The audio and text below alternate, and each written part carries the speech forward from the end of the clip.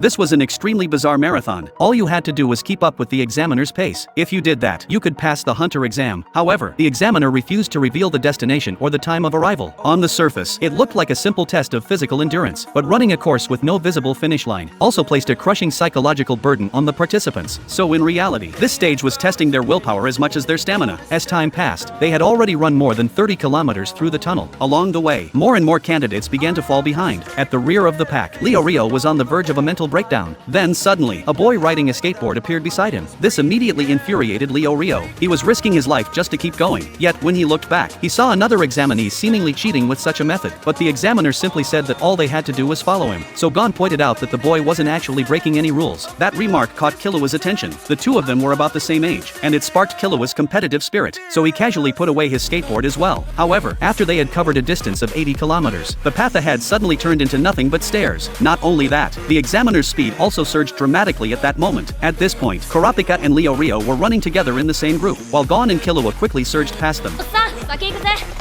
おっさんじゃねえ俺まだお前らと同じ10代だ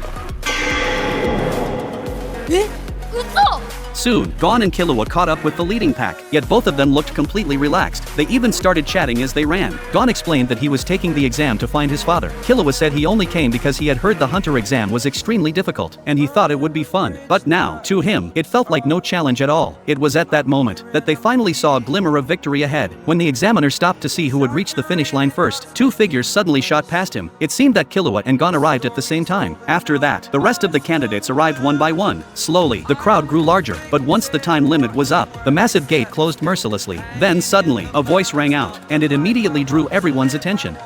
騙されるなそいつは嘘をついているそいつは偽物だ試験官じゃない俺が本物の試験官だ